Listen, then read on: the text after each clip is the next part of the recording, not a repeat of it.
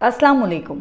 मैं हूं पारस जहां से। आज का सबसे बड़ा लतीफ़ा, कश्मीर के दो असल वारिस सामने आ गए हैं और उनका दावा यह है कि कश्मीर उनका पहला घर है। लिहाजा भाई बहुत बड़ा मसला पैदा हो गया है कि अब कश्मीरी कहाँ जाएंगे। तो इस मसले को भी देखेंगे, लेकिन मसला हल करना और लाठी तोड़े बगैर सांप को मारने का गुर तो कोई मौलाना फजलुर रहमान से सीखे। मौलाना ने बिल आखिर अपने बयान की वजाहत कर दी है, लेकिन इसके साथ साथ शदीद एहतजाज भी किया है और कहा है कि तुम्हें शर्म नहीं आती, मुझ पर किराए के बाकू छोड़ते हो। तो अब ये किराए के बाकू ये क्या बला है, तो ये देखना भी ज़रूरी हो गया है। अलबत्ता हाफिज ताहिर अशरफी ने गुज़िश्ता रोज़ यौमे तकरीम शुहदा मनाया और ऐलान किया कि इजराइल के साथ उस वक्त तक ताल्लुकात कायम नहीं किए जाएंगे जब तक क्राउन प्रिंस मोहम्मद बिन सलमान का विजन तकमील को नहीं पहुंचता। अब कोई पूछे भाई आप कौन, लेकिन वो कहते हैं ना कि खरबूजे को देखकर खरबूजा रंग पकड़ता है। तो अब वजीर आला खैबर पख्तूनख्वा सुहेल आफरीदी ने भी एक ऐलान किया है। उनका कहना यह है कि 5 अगस्त का जलसा सेमीफाइनल होगा। अब सीएम आफरीदी ने राउंड मैचेस तो खेले नहीं और बातें डायरेक्ट सेमीफाइनल खेलने की शुरू कर दी हैं, तो इस कंफ्यूजन का भी जायजा लेंगे। लेकिन दूसरी तरफ भी आग बराबर की ही लगी हुई है। अब वज़ीर आज़म शहबाज शरीफ ने फील्ड मार्शल आसिम मुनीर के साथ एक तकरीब में शिरकत की और उनकी बसीरत अफरोज़ क़यादत को खराज तहसीन पेश करके अर्ज़ किया है कि हुजूर अगर मुत्तहिद होकर चलें तो कोई हदफ दूर नहीं। तो लगता यह है कि वज़ीर आज़म की मिसाल भी अब उस शख्स जैसी ही हो गई है जो ट्रेन में सफ़र कर रहा था मगर हर स्टेशन पे उतरता था, अगले स्टेशन की नई टिकट लेता था और फिर उसी ट्रेन में बैठ जाता, जिस पर वो साथ बैठे हुए मुसाफिर ने हैरान होकर उससे पूछा कि भाई जहाँ जाना है वहाँ तक की एक ही टिकट क्यों नहीं ले लेते तुम, ये बार बार तकलीफ़ क्यों करते हो। तो उस शख्स ने जवाब दिया कि डॉक्टर ने लंबा सफ़र करने से मना किया है, इसलिए थोड़ा थोड़ा सफ़र कर रहा हूँ। तो अब वज़ीर आज़म ने डॉक्टर की प्रिस्क्रिप्शन पेट्रोल की कीमतों पर भी लागू कर दी है और आप देखें कि 7 दिनों में मुसलसल ये छठा इजाफा हुआ है, जिस पे मैं गुज़िश्ता रोज़ तफसील से बात कर चुकी हूँ। अच्छा, इसलिए आगाज़ फिर इन लतीफ़ों के बजाय एक इंतहाई संजीदा मामले से करूँगी जो इतना अहम है कि अभी मैंने ये जिन नामुकम्मल लतीफ़ों का जिक्र किया है ना, उनका हतमी स्क्रिप्ट भी इस अहम पेशरफ से ही जुड़ा हुआ है।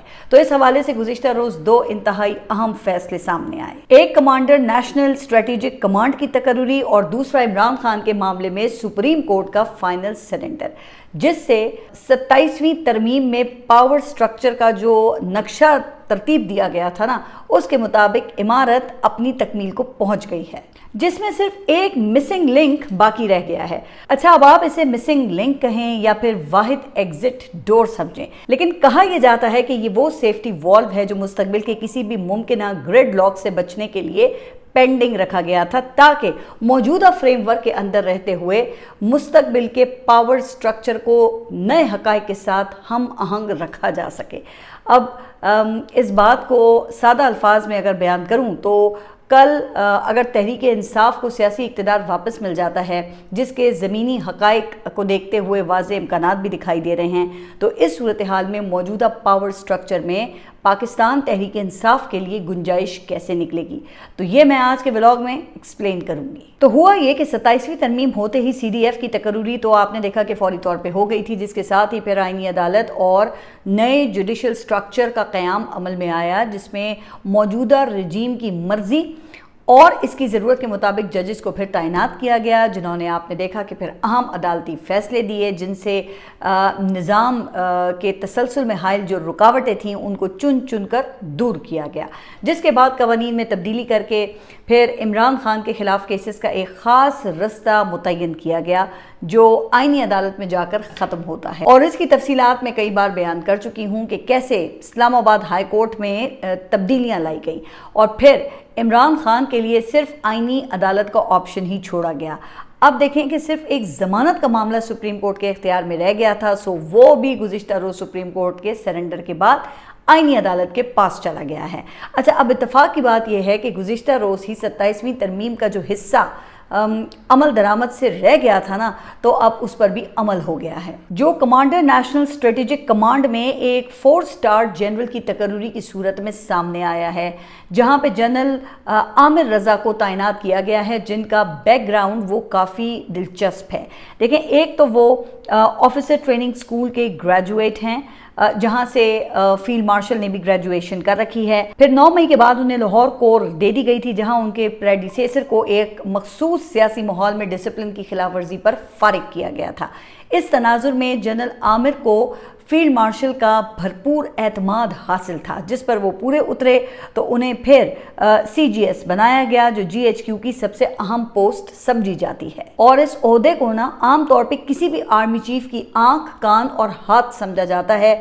तो अब उन्होंने अपने इस काबिल एतमाद ऑफिसर को पाक आर्मी का वाहिद 4 स्टार जनरल बनाया है और स्ट्रेटेजिक कमांड में ले गए हैं, जो कि नए सेटअप में chairman joint chief of staff का मुतबादिल ओहदा है, जिनके जिम्मे पाकिस्तान के न्यूक्लियर एसेट्स का कंट्रोल है। और इस लिहाज से ये एक अहम तरीन पोस्ट है। लेकिन इससे अगर हट कर देखा जाए तो इंस्टीट्यूशनल फ्रेमवर्क में कमांडर स्ट्रेटेजिक कमांड का वो किरदार नहीं है जो कि CGS या फिर वाइस चीफ को हासिल होता है। तो जनाब, ये है वो मिसिंग लिंक जिसकी मैं बात कर रही थी, क्योंकि 27वीं तरमीम के बाद आर्मी एक्ट में एक तरमीम की गई, जिसके मुताबिक चीफ ऑफ आर्मी स्टाफ की सिफारिश पर वफाकी हुकूमत तहरीरी हुक्म के जरिए वाइस चीफ या deputy chief of army staff को आर्मी चीफ के बास मखसूस इख्तियारात और जिम्मेदारियां तफवीज कर सकती है।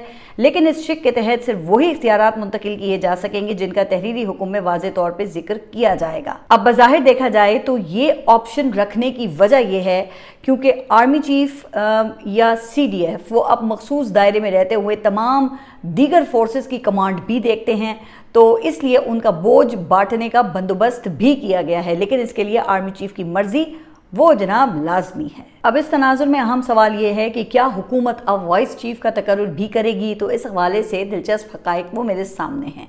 गुज़िश्ता साल जब 27वीं तरमीम मंजूर हुई ना और उसकी रोशनी में फिर आर्मी एक्ट में तब्दीलियाँ की गईं, तो वाइस आर्मी चीफ की तकर्रुरी की क़यासराइयाँ शुरू हो गईं।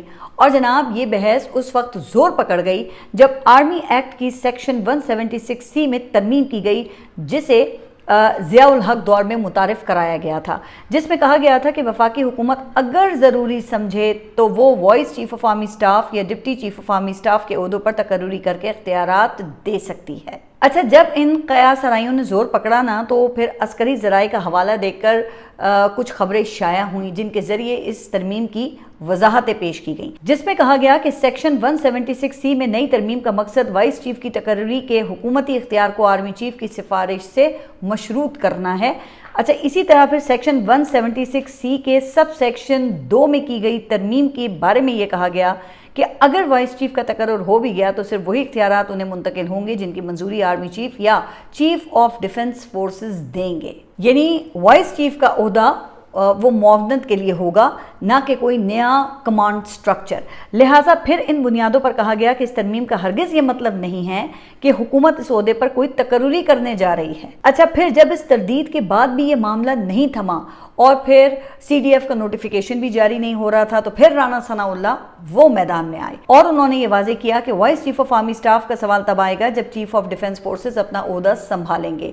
मजीद ये कि वाइस चीफ का ओहदा फील्ड मार्शल की सवाबदीद पर है कि आया वो अपने साथ मदद के लिए किसी को रखना चाहते हैं, और ऐसी सूरत में भी वही यानी कि field marshal he vice chief of army staff का नाम देंगे। तो इससे वाज़ेह हो गया कि वाइस चीफ का ओहदा फील्ड मार्शल के लिए एक ऑप्शन के तौर पर रखा गया है।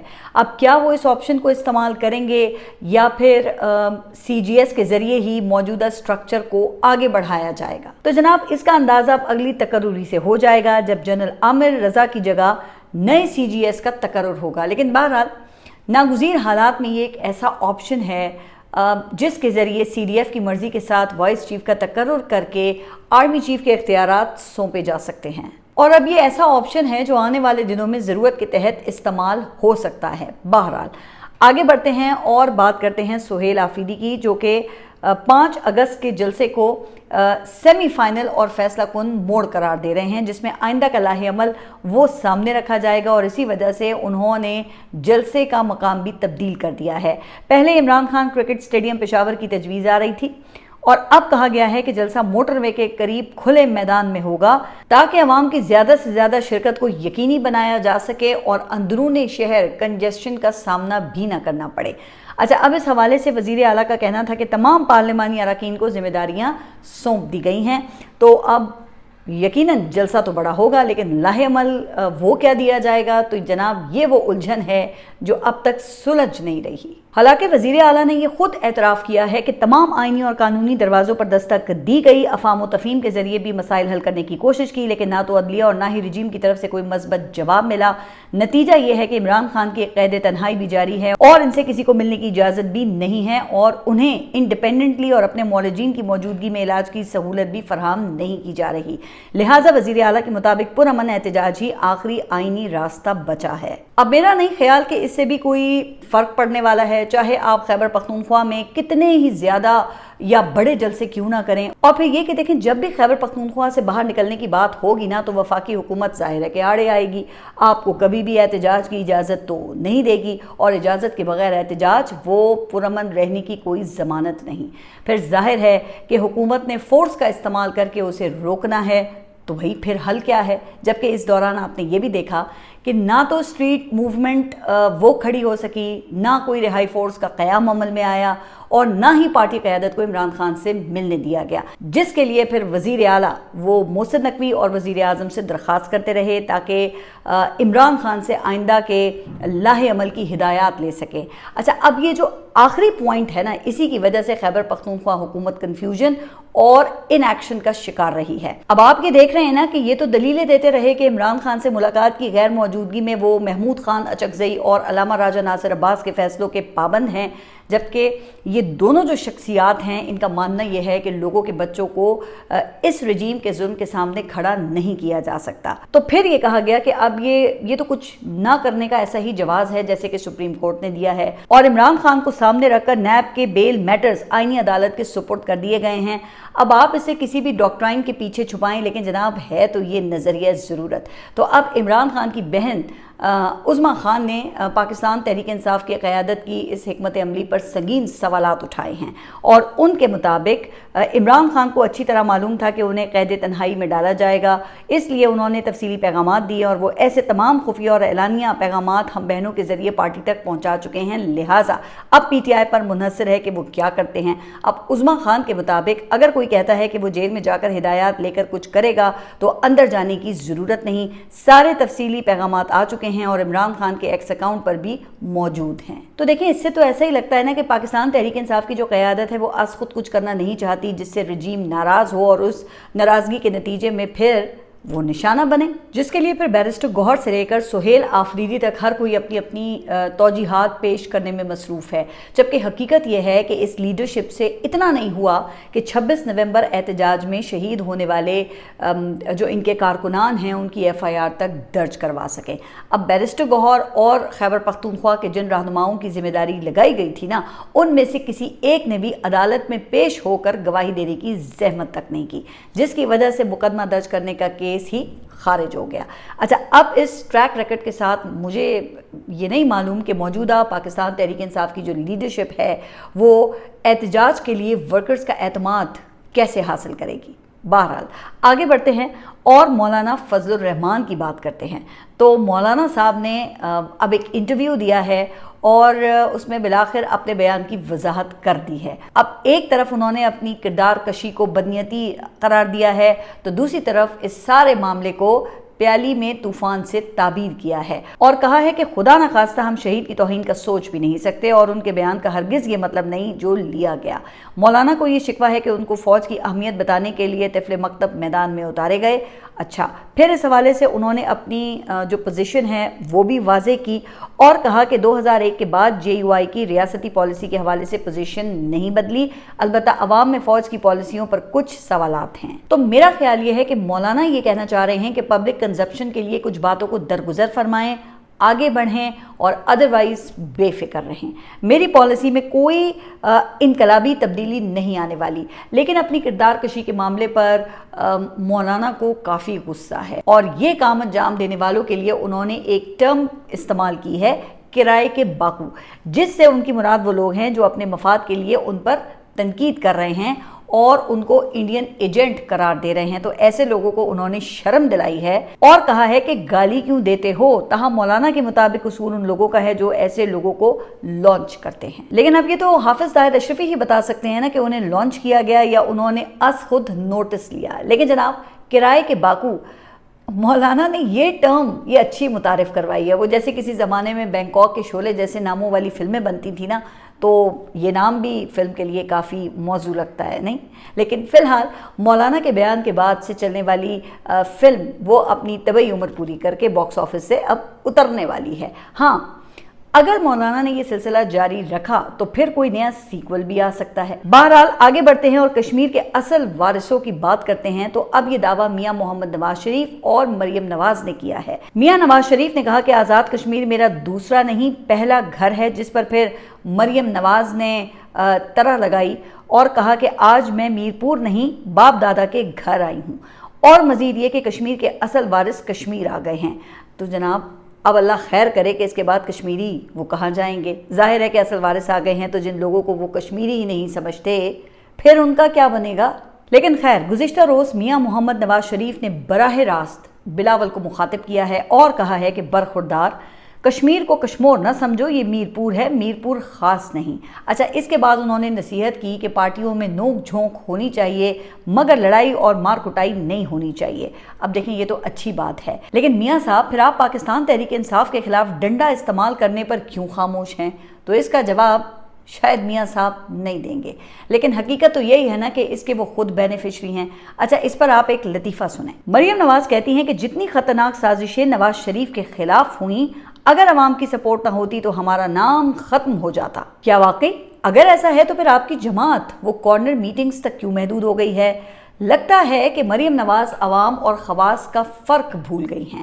اسے کہتے ہیں گلٹی کانشیس، کیونکہ انہیں احساس ہو رہا ہے کہ تمام تر جبر کے باوجود وہ عمران خان کی عوامی مقبولیت ختم نہیں کر سکے، اور اسی مائنڈ سیٹ کی ترجمانی پھر وزیر اعلیٰ پنجاب نے خود بھی کر دی ہے، جب انہوں نے کہا کہ کشمیر والوں ووٹ سوچ سمجھ کر دینا، ایسا نہ ہو کہ بعد میں پچھتانا پڑے۔ اب کوئی ان سے پوچھے کہ کشمیر والوں کو چوائس ہی کب دی گئی ہے جو وہ فیصلہ کریں گے؟ آپ خود سوچیں کہ 3 جماعتیں اس وقت کشمیر میں مد مقابل ہیں، کیا ان کا جد امجد وہ ایک ہی نہیں ہے؟ تو پھر جو بھی جیتے کیا فرق پڑنا ہے؟ ویسے بھی کہا جا رہا ہے کہ فیصلہ ووٹوں پر تھوڑی ہونا ہے۔ خیر، آگے بڑھتے ہیں اور بات کرتے ہیں وزیر اعظم کی، جو آج کل اپنی نوکری بچانے کے لیے سر توڑ کوششوں میں مصروف ہیں۔ کوششیں کیا کرنی ہیں؟ اب جو کام وہ سب سے بہتر کر سکتے ہیں نا، اسی میں تیزی آ گئی ہے۔ گزشتہ روز وزیر اعظم شہباز شریف اور فیلڈ مارشل عاصم منیر نے اسکائی 47 ڈیٹا سینٹر قراقرم 1 کا افتتاح کیا، جو کلاؤڈ کمپیوٹنگ، ڈیٹا ہوسٹنگ اور ڈیجیٹل سروسز کے فروغ کے لیے اہم سمجھا جاتا ہے۔ اب اس موقع پر وزیر اعظم کا کہنا تھا کہ فیلڈ مارشل کی بصیرت افروز قیادت کو خراج تحسین پیش کرتے ہیں، اور اگر متحد ہو کر کام کریں تو کوئی ہدف ناقابل حصول نہیں۔ اب یہ ہمارے وزیر اعظم ہیں جو کہ آئینی لحاظ سے اپنے ماتحت کو مسکا لگانے میں مصروف ہیں تاکہ حکومت بچ جائے ان کی، لیکن جناب وزیر اعظم، حکومت مسکے لگانے سے نہیں کام کرنے سے بچے گی، جبکہ آپ کی حکومت کام میں نہیں کام دکھانے میں لگی ہوئی ہے۔ ہر روز دیکھیں نا ایک نئی واردات سامنے آ رہی ہے۔ اب اس حکومت کی ناک کے نیچے دیکھتے ہی دیکھتے یہ فوڈ سیکیورٹی کا مسئلہ یہ گھمبیر ہو گیا ہے، حالانکہ اسی حکومت نے یاد ہے نا کہ یہ دعویٰ کیا تھا کہ گندم کی بمپر فصل ہوئی ہے، لیکن اس وقت جو صورتحال ہے وہ یہ کہ پورے ملک میں گندم شارٹ ہے، کیونکہ سندھ اور پنجاب کی حکومتیں وہ خریداری مکمل نہیں کر سکیں، اور فصل ذخیرہ اندوزوں نے کسانوں سے اونے پونے اٹھائی اور اب مارکیٹ میں 5,000 روپے فی من کے حساب سے بیچ رہے ہیں، جس کی وجہ سے آٹے کی قیمت میں 2 گنا اضافہ ہو گیا ہے، اور اب وفاقی حکومت نے فوری طور پہ 10 لاکھ ٹن گندم درآمد کرنے کا فیصلہ کیا ہے، جس پر قیمتی زر مبادلہ ظاہر ہے کہ خرچ ہوگا۔ اب یہ کوئی آپ دیکھیں کہ پہلی بار تو یہاں پر ہو نہیں رہا، گزشتہ کچھ سالوں سے مسلسل یہی تو واردات ہو رہی ہے۔ کیا اس بحران کے کسی ذمہ دار کو آج تک پکڑا گیا ہے؟ حالانکہ خود حکومت یہ مان چکی ہے کہ 2 سال پہلے گندم سکینڈل میں سینکڑوں ارب روپے کے کھانچے لگے ہیں، جس میں حکمران وہ جو وزیر اعظم تھے انوار کاکڑ، سابق سیکریٹری فوڈ، اور وزیر اعظم صاحب آپ کا کردار بھی موضوع بحث رہ چکا ہے۔ تو پھر بتائیے عوام کو کہ آپ نے ان ڈاکوں پر کیا تحقیقات کی ہے اور کیا ایکشن لیا گیا ہے؟ دیکھیں اگر ایکشن لیا ہوتا تو کیا آج یہ دن دیکھنا پڑتا ہمیں؟ اچھا، دوسری طرف پیٹرولیم مصنوعات کی قیمتوں میں مسلسل یہ 5ویں دن بھی اضافہ کر دیا گیا ہے۔ پیٹرول تقریباً 4 اور ڈیزل تقریباً 5 روپے مہنگا ہو گیا ہے، اور کہا کیا جاتا ہے کہ عالمی قیمت وہ زیادہ ہو گئی ہے۔ اب یقیناً عالمی قیمت زیادہ ہوئی ہے، لیکن کیا آپ نے ٹیکس میں کوئی چھوٹ دی ہے؟ بجائے اس کے کہ آپ عوام کو ریلیف دیں، آپ نے عوام کو بیرونی اثرات کے سامنے لا کر کھڑا کر دیا ہے۔